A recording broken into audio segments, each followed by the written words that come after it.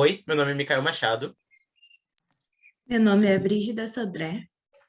Meu nome é Luana Martini. Eu sou a Nareli Martinez. E nós somos o Grupo para Pesquisa e Opinião Pública. Como teoria que escolhemos para exemplificar aqui é as 11 hipóteses do Nilson Lages. Essas hipóteses são formas, maneiras de explicar como a opinião pública pode ser controlada pela mídia. Eu vou falar da primeira e da segunda hipótese. A primeira, ela vem com a premissa de que o objetivo do controle de opinião pública é preservar ou instaurar o estado de coisas em benefício de um sistema de poder. E a segunda é sobre o controle de opinião pública jamais absoluto numa sociedade moderna. Como exemplo para esses dois que eu elenquei, eu trouxe a seguinte notícia. Bolsonaro participa de motociata neste sábado no Paraná. O presidente fará um novo passeio de moto com apoiadores saindo de Piraí do Sul. Essa notícia que eu trouxe para vocês, o recorte que eu trouxe, foi no portal R7 de Brasília, uma notícia publicada no dia 6 de novembro de 2021, às 2 horas da manhã. Como outra notícia que eu trouxe, foi a mesma notícia, só que de outro veículo de informação, para mostrar a diferença de editoria. A segunda notícia é: Bolsonaro participa de passeio de moto com apoiadores no Paraná. Passeio saiu de Piraí do Sul, com destino a Ponta Grossa, pela PR-151, neste sábado, 5, ao cumprimentar apoiadores, Bolsonaro não usou máscara e causou aglomeração. Associando essas duas notícias ao primeiro das 11 hipóteses, que fala sobre o controle de opinião pública é preservar ou instaurar o estado de coisas em benefício de um sistema de poder, aqui a gente verifica dois sistemas de poderes que são dois veículos de informação, de imprensa, de mídia, que são muito fortes aqui no Brasil, que seria o da Rede Globo e o da Rede Record. E só nessas duas notícias a gente já percebe a diferença de editoria, o recorte que eles quiseram transmitir para controlar o seu público. Enquanto em um recorte acaba tirando detalhes que seriam importantes, como o contexto que a gente está vivendo de pandemia, onde não pode haver aglomeração, e a gente tem que ter um certo distanciamento social e usar máscaras. No outro, que é o da Rede Globo, no portal do G1, ele já elenca que o presidente do país ele não cumpriu nenhum dos protocolos. Então, isso daí já mostra toda uma dança, todo um sistema de poder envolto para controlar a opinião do público. O público que seria a favor do presidente e o público que seria contra o presidente. Associando a segunda hipótese, que fala justamente do controle de opinião pública, já é absoluto, a gente pode falar sobre a repercussão dessas duas notícias nas mídias sociais. Se formos no recorte delas no Instagram, por exemplo, a gente verifica no portal G1 a opinião do público contra o presidente Bolsonaro, criticando a atitude dele por promover aglomeração em tempos de pandemia. E se a gente for lá para a mídia social do R7, a gente já vê os apoiadores do Bolsonaro apoiando a passeata dele. Então, só aí a gente percebe que a opinião pública ela pode ser absoluta na sociedade moderna. No entanto, até qual ponto? Então, é aí que já surge a terceira hipótese que a minha colega vai exemplificar para vocês. A terceira hipótese consiste em que os sistemas de poder modernos baseados na produção de conhecimento beneficiam-se da vinculação controlada de informações divergentes. É indispensável certo grau de contradição na informação para o sistema funcione. Ou seja, eles acreditam que é preciso que haja pessoas e jornais, veículos que vão ao contrário, né, pensem ao contrário do que eles ditam como verdade, enfim, para que se forme um certo grau de democracia, né? Então, quando a maioria dos veículos se posiciona a favor de certa coisa, é preciso que há alguns veículos que se posicionem ao contrário.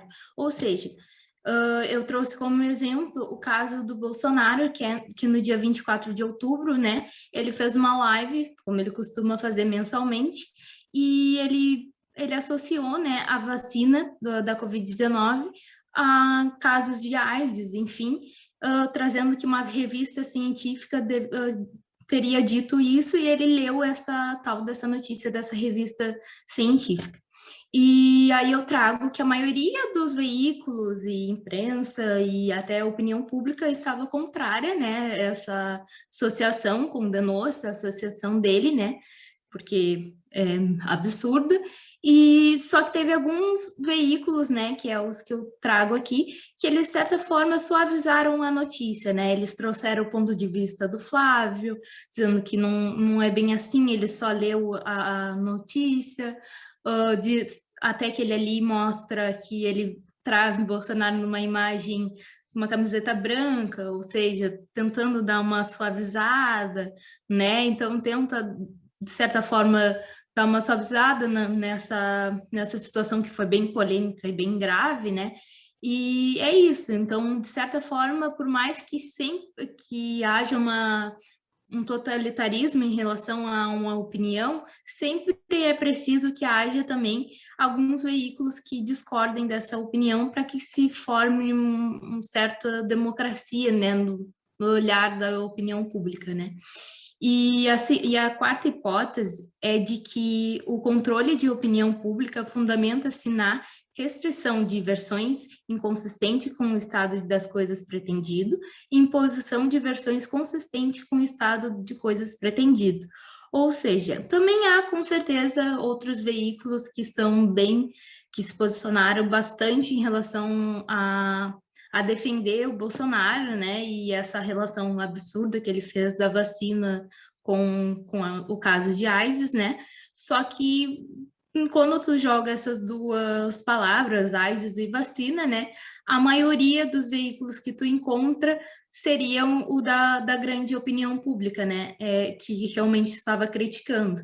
Então, e essa hipótese, ela fala muito sobre a censura, né, que seria o fundamento dessa hipótese seria a censura de forma ampla mesmo, assim, que a maioria quando tem a opinião pública está controlada, né, pela maioria dos veículos, há uma certa opressão, né, de outras ideias, né, e aí já nesse caso, hoje isso está acontecendo, muitas pessoas acharam que é censura, né, o Facebook e o Instagram ter cortado a fala do Bolsonaro, e outros se posicionam que não seria censura, porque é um absurdo ele divulgar isso como algo, né, que vai repercutir e, enfim, influenciar outras pessoas, né, em relação à vacina.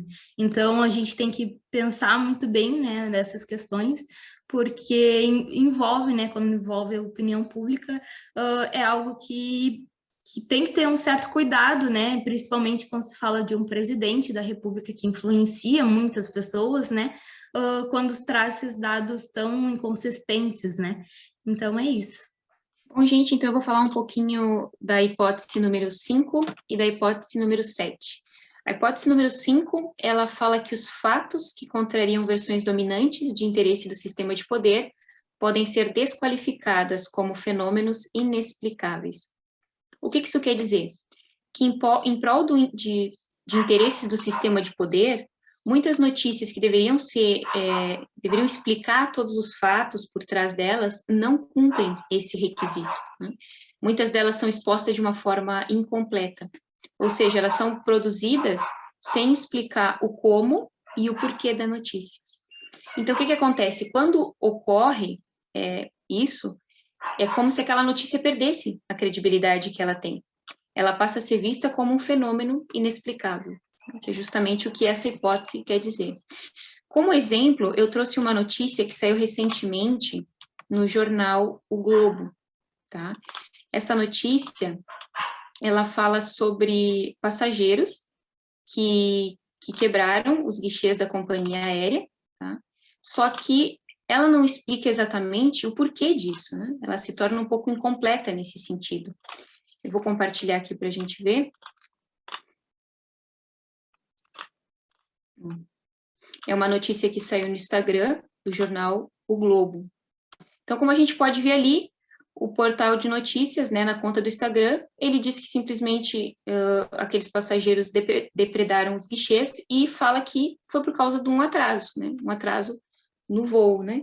Daí eu fiquei me perguntando quando eu vi essa notícia, né, por que será que esse casal fez isso, chegou a esse extremo, né, de quebrar os guichês, né, agir dessa forma? Será que foi só por causa de um atraso? Qual o contexto dessa notícia? Então, a notícia não me dava esse respaldo, essa resposta ou essa explicação. E aí, se simplesmente foi por causa de um atraso. Qual que foi o efeito dessa notícia? Bom, eu trouxe os comentários das pessoas logo aqui do lado, né? Como vocês podem ver.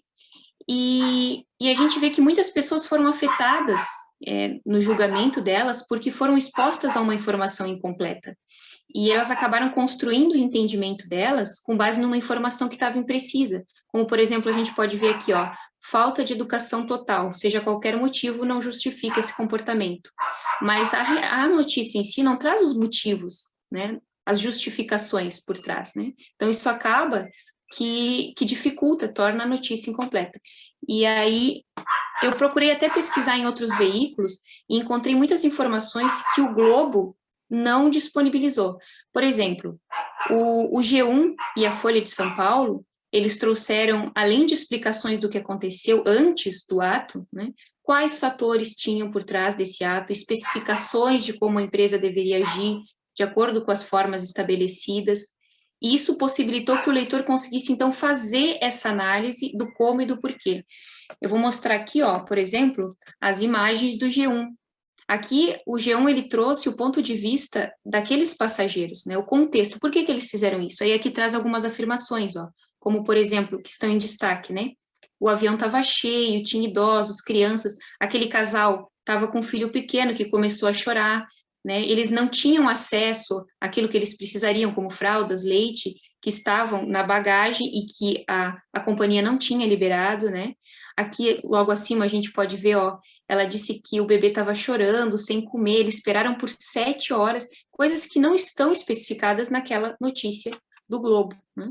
E até também, a gente pode notar aqui, ó, logo abaixo, que ela disse que já era madrugada, mais de 7 horas de espera, as pessoas já estavam cansadas e eles ainda não haviam tido esse auxílio, né, por parte da companhia. Então, são algumas especificações que passaram em branco, né, na notícia do Globo.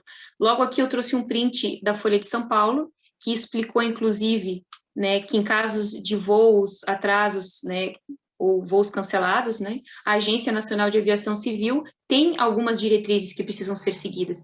Então, esse tipo de informação, esse respaldo que esse veículo aqui me dá, possibilita que eu consiga fazer essa análise do que aconteceu, por que aconteceu e como que a empresa e os passageiros deveriam ter agido, né? E aí a gente consegue entender a aplicação dessa hipótese aqui, né? A minha segunda hipótese, ela fala um pouquinho sobre restrições à opinião divergente e imposição de versões são tão mais rigorosas e intensas quanto maior a abrangência do veículo. Então, o que isso quer dizer? Que as notícias, né, por exemplo, se um veículo ele tem um poder de abrangência considerável, vai ser muito mais fácil eu dominar a opinião pública impondo a minha versão de acordo com os meus interesses. Por exemplo, se esse veículo tem uma preponderância, uma influência muito grande, vai se tornar mais fácil eu controlar a opinião pública, porque as pessoas consomem constantemente aquilo que eu produzo, né? E, como exemplo, eu trouxe uma mesma notícia, tá? Que foi exposta em diferentes plataformas. Vou compartilhar aqui com a gente também. Ela fala sobre...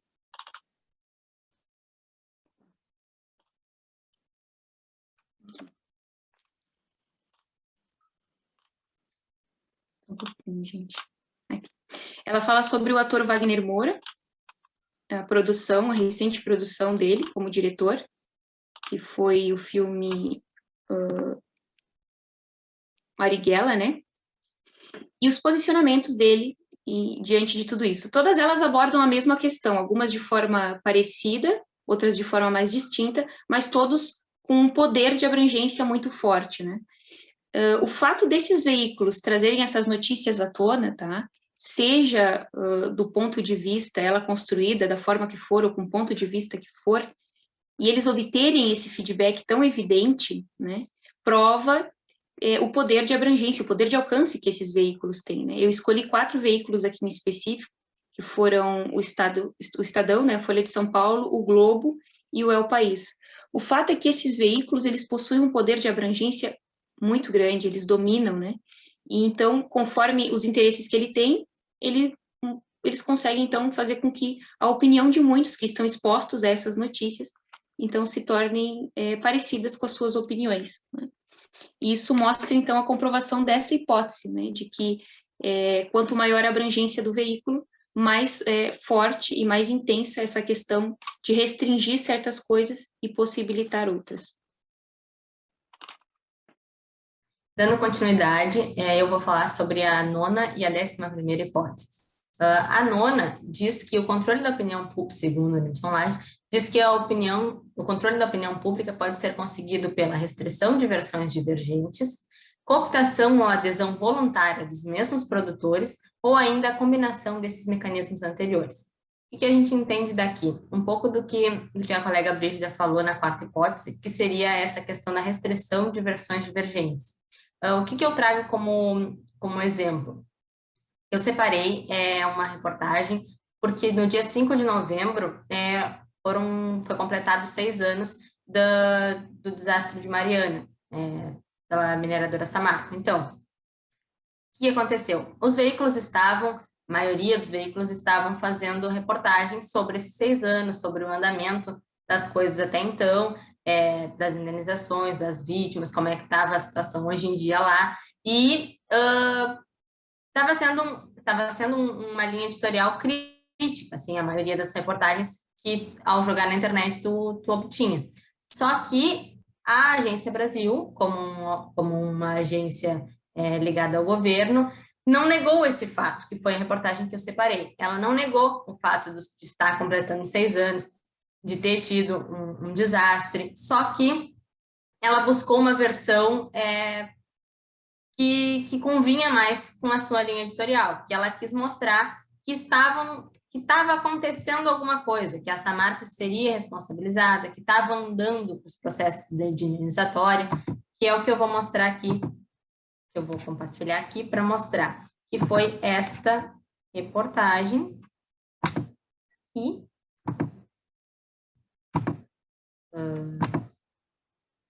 tá aí, que foi essa reportagem, de que 6 anos após a tragédia de Mariana, voz dos atingidos chega ao Conselho Nacional de Justiça. Nessa reportagem aqui,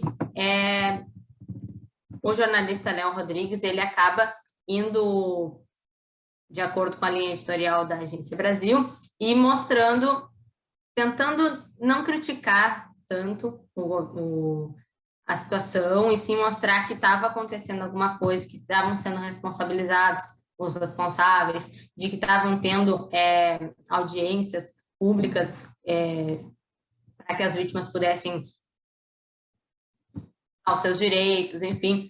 E nessa mesma reportagem, eles acabam trazendo cases, sim, de pessoas falando e até mesmo criticando de uma forma mais leve, mas criticando a situação de que nesses 6 anos não tinha andado muito, mas foi muito mais uma reportagem explicativa, querendo explicar como estavam acontecendo as coisas. Enquanto a reportagem do CNN e do R7, que foram as outras que eu separei para fazer um contraponto, mostram reportagens mais críticas, dizendo que até agora as pessoas ainda estão em casas alugadas, as pessoas ainda não receberam as suas indenizações, e é uma reportagem mais crítica, as duas, na verdade. Aqui temos na R7 o rompimento da barragem de Fundão em Mariana completa 6 anos. Moradores ainda esperam pelo reassentamento e os responsáveis não foram julgados. Pode ver que é um outro lado da moeda, uma reportagem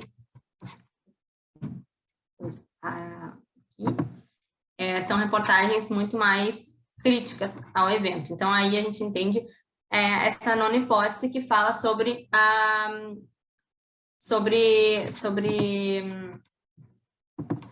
escolha de versões que condizem mais com a linha editorial, né, do veículo. E isso a gente pode entender também o papel do jornalista nesse momento, porque de acordo com o mercado de trabalho, se esse jornalista não corresponde à linha editorial desse jornal, ele acaba saindo fora muitas vezes. Então, por mais que esse jornalista, o próprio Leão Rodrigues, não tivesse o intuito dele não fosse fazer esse tipo de reportagem, ele acaba se sujeitando por causa do veículo de comunicação. Então, a gente pode entender que essa é uma hipótese que coloca um pouco à prova também do que o jornalista faria se ele tivesse num veículo com mais abrangência, que ele pudesse ter mais autonomia, que talvez tenha acontecido na CNN e na reportagem do R7, além da linha editorial deles. Ali, nessa mesma hipótese, fala sobre a cooptação ou adesão voluntária dos mesmos produtores. A gente pode entender que a Agência Brasil não negou o fato de não estar acontecendo muita coisa até agora, de os responsáveis não terem sido julgados. Mas, então, eles foram voluntariamente falar sobre aquele assunto, mas com uma versão que fosse mais condizente com o que eles tinham a reportar, que é bem o que fala ali na opção C, a combinação dos anteriores mecanismos. A outra hipótese que eu separei também tem a ver com a explicação que eu já dei. Por quê? E eu separei as mesmas reportagens para falar sobre isso. Porque a 11ª hipótese diz que, salvo situações excepcionais, o controle de opinião exerce sobre versões e não sobre fatos. Essas versões permitem construir cenários convenientes do presente e do futuro, que é exatamente o que houve nessas 3 reportagens que eu separei, que são 2 contrapontos, são versões em cima de um mesmo fato, que foi os 6 anos do desastre de Mariana. Então, as 3 reportagens falaram sobre, só que cada uma com um viés que mais condiz com o que se pretendia reportar. É muito interessante nós observarmos a questão dos discursos que circulam entre os veículos de comunicação e toda a questão de poder que tem em torno deles. Toda a questão do controle da opinião pública, literalmente. E quando a gente começou a pesquisar sobre as notícias para trazer para cada um dos exemplos, a gente viu também a grande diferença editorial que tem em cada veículo de informação. Então, a gente vê que uma mesma notícia acaba sendo narrada por vários pontos de vista totalmente diferentes e acaba fazendo com que a opinião fique se moldando de tempos em tempos até sobre um mesmo acontecimento. Então, a gente verifica toda essa dança que querendo ou não, Foucault dizia que era uma dança de poder. É uma dança em volta do discurso para deter aquele poder, para fazer com que as pessoas acabem sendo manipuladas, de certo modo, pela opinião das grandes empresas, das grandes corporações, literalmente.